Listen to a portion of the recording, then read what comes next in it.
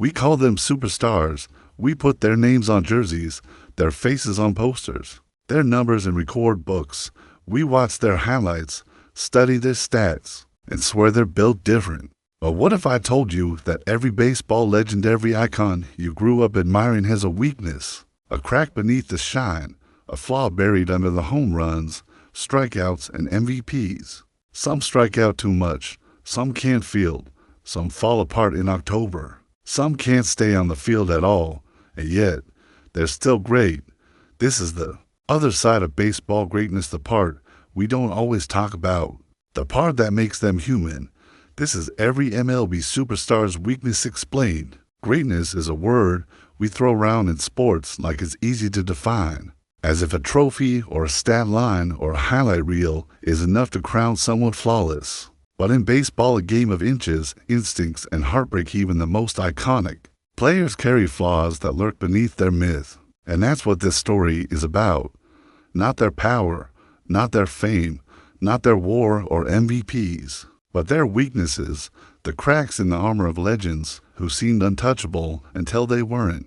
And we begin with one of the fastest players alive, Elly De La Cruz, the Cincinnati sensation whose legs move like lightning and whose base-running instincts have already placed him among the elite, because when he runs, the game shifts, defenders rush, fans rise, and pitchers flinch, and in 2024 he led the league in stolen bases with 67 while taking extra bases at an incredible 74% rate.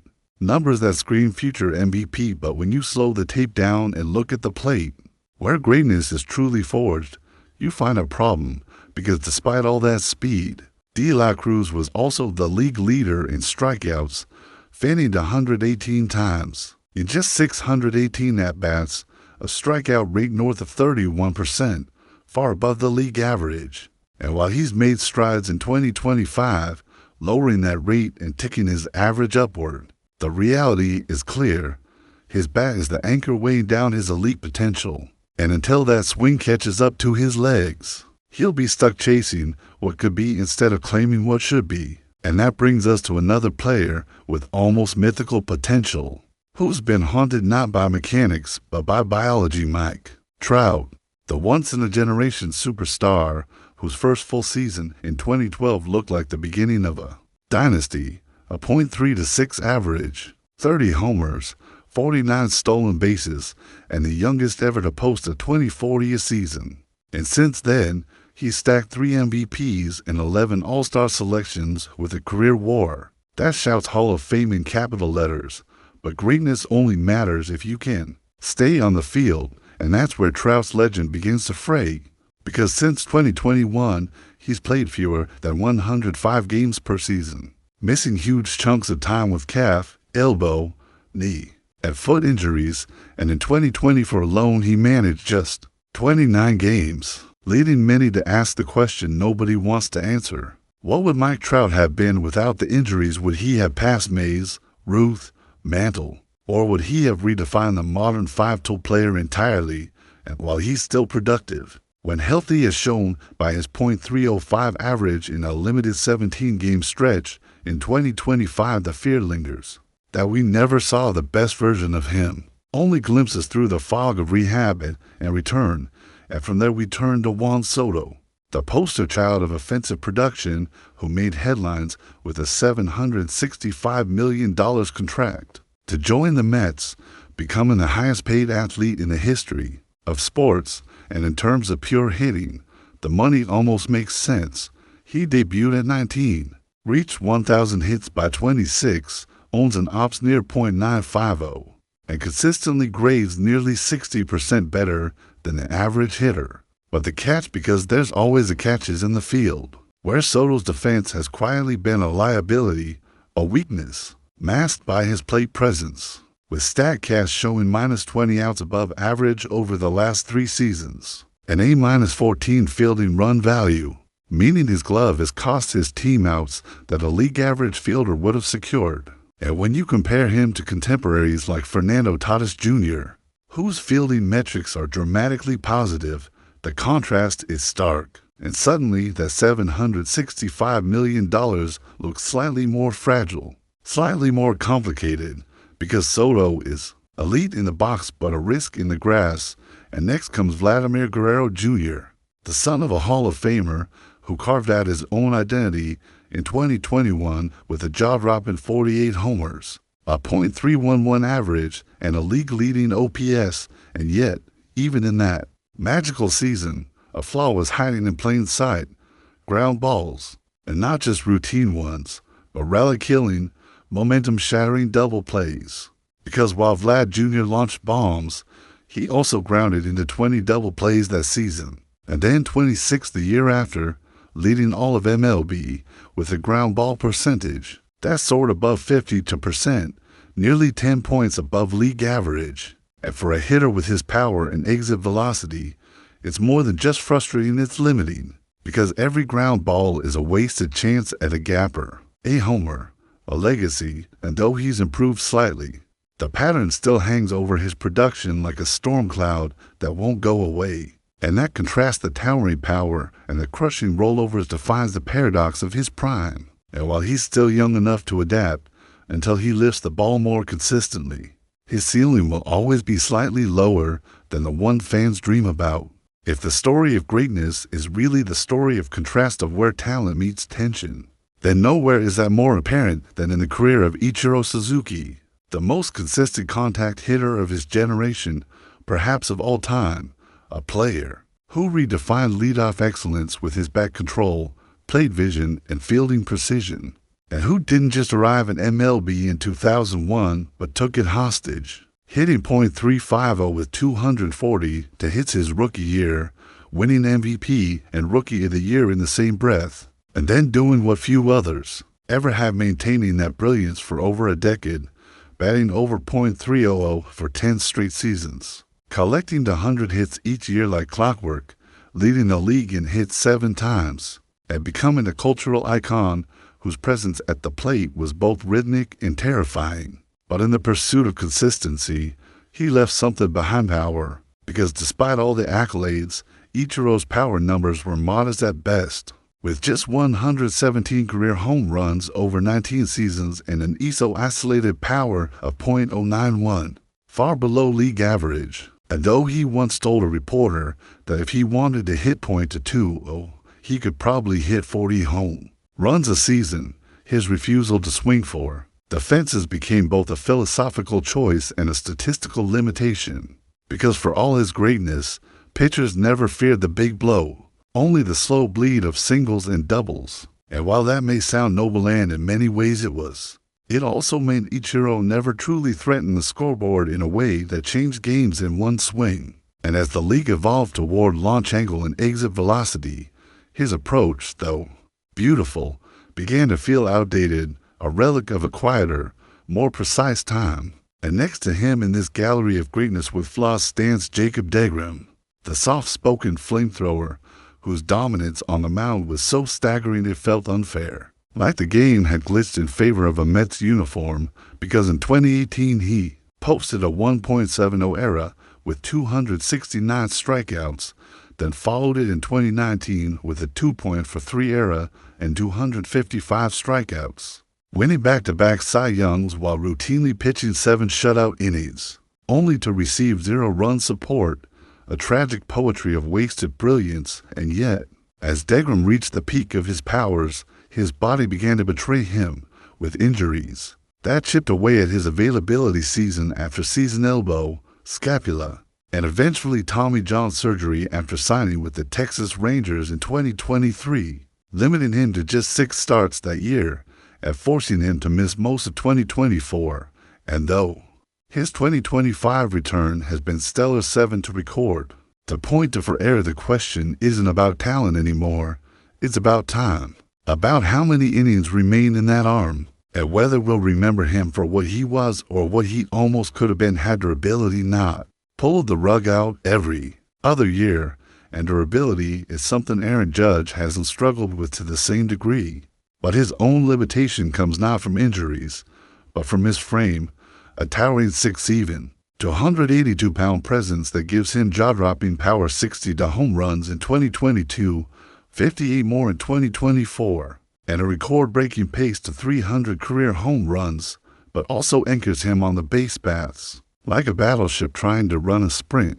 Because for all his slugging dominance, his base running is among the worst in the league, with an extra base-taking percentage of just 27.9%, far below the MLB average of 41%, which means that while he's getting on base nearly half the time, with 8.468 OBP, he's often station to station.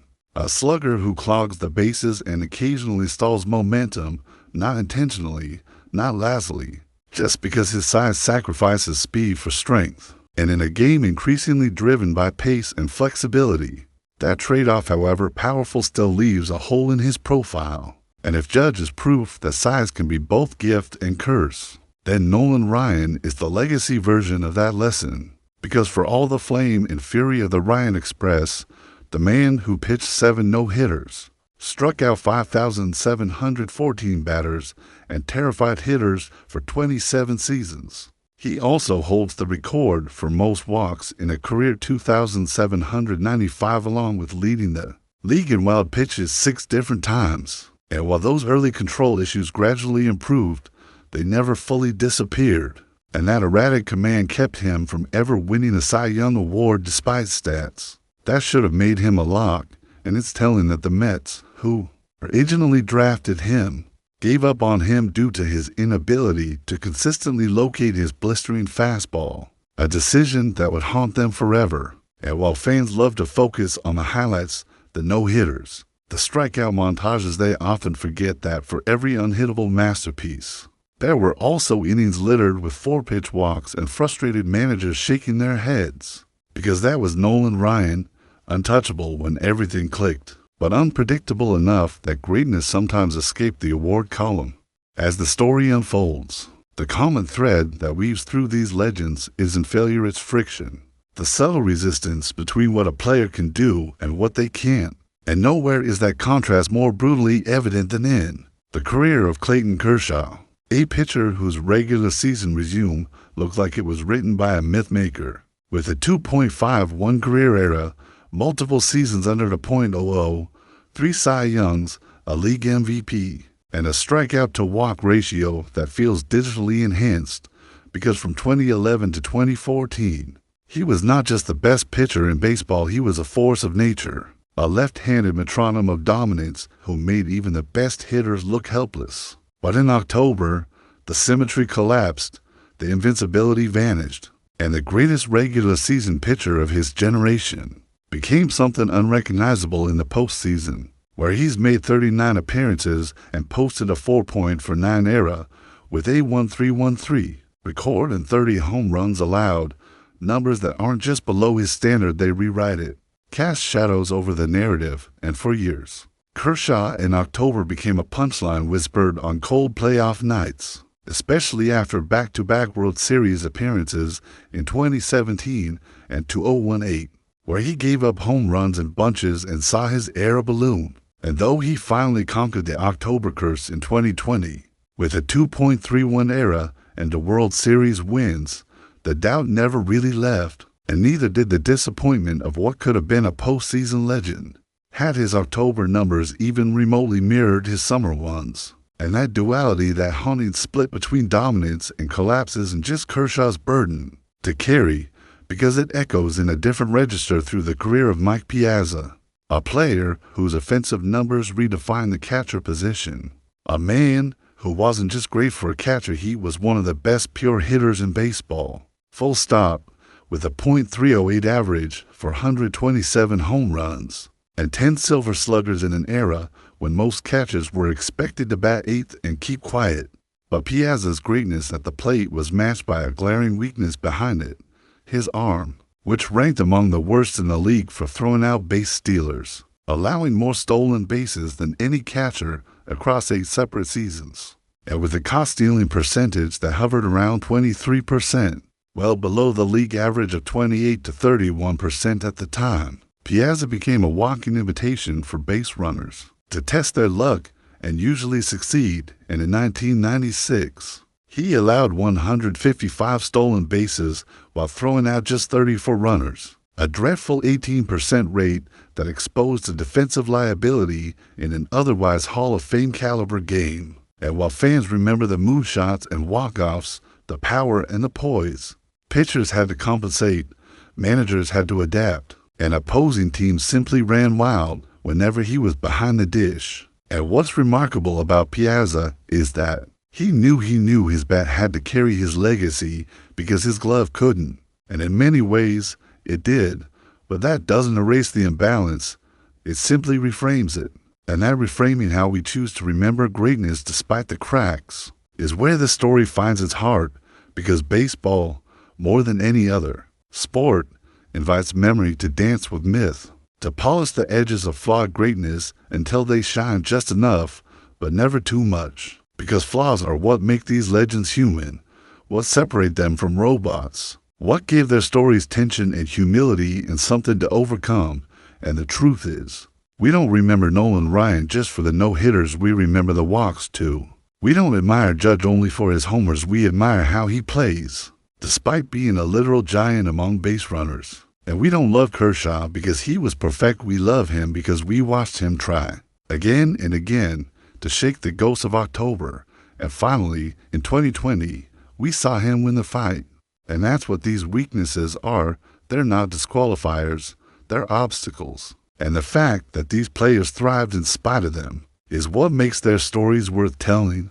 Because nobody remembers flawless, what we remember is earned, and every swing, every pitch, every misstep on the base path or mistake in the outfield. It's all part of that battle, and the battle is what makes them unforgettable. So what do we do with all of this, with the strikeouts and double plays, the injuries and wild pitches, the postseason meltdowns and defensive gaps that trail behind even the most celebrated careers? We remember them not as blemishes to hide, but as the pieces of the puzzle that make the full picture real. Because baseball has always been a game of imperfections, a sport where .300 means success, and 3.0 means dominance, where even the greatest fail more than they succeed. And when we talk about the legend's Elly De La Cruz with his lightning speed and lightning strikeout rate, Mike Trout with his heavenly numbers and human body, Juan Soto with a bat like thunder and a glove that sometimes falls silent, we're not diminishing their greatness by naming their flaws. We're giving it context. We're saying, yes, they were incredible, but also incomplete, because no one, not even the icons, is perfect in this game. That's the secret. That's what separates baseball from everything else. The best players in the world have holes in their swing, cracks in their mechanics, and vulnerable moments that remind us they're not gods. They're just really, really good humans, and humans are allowed to fall short. Judge doesn't steal bases. Guerrero hits into too many grounders. DeGrom can't stay healthy. Kershaw couldn't shake October for over a decade. Nolan Ryan walked more people than anyone who's ever lived. Piazza let runners steal like it was a track meet, and yet we still call them great. We still wear their jerseys, still cheer their highlights, still tell our kids about them. Because greatness isn't about being flawless, it's about showing up despite the flaws, about producing, overcoming, enduring, and sometimes failing publicly on the biggest stage, then coming back and doing it again. And maybe that's why these weaknesses matter so much, because they remind us that greatness doesn't live in perfection, it lives in resilience, in adjustments, in how you carry your shortcomings, not just how you hide them. Baseball isn't kind to its players. It's long. It's punishing. It exposes you. And if you're lucky, if you're gifted and gritty enough, it lets you stay long enough to make a mark. That's what every one of these players did. From Ichiro to Soto, from Judge to Piazza, they made a mark with bats, with gloves, with strikeouts and stumbles and records and regrets. They carved out stories that weren't easy, weren't smooth, but were theirs. And we'll talk about them not because they were perfect, but because they were impossibly good in spite of not being so. Asterisk, even legends have limits. What sets them apart isn't flawlessness, it's the way they rise above their flaws and keep showing up. Because in baseball, as in life, greatness is never about being perfect. It's about being present, resilient, and relentless in the face of failure.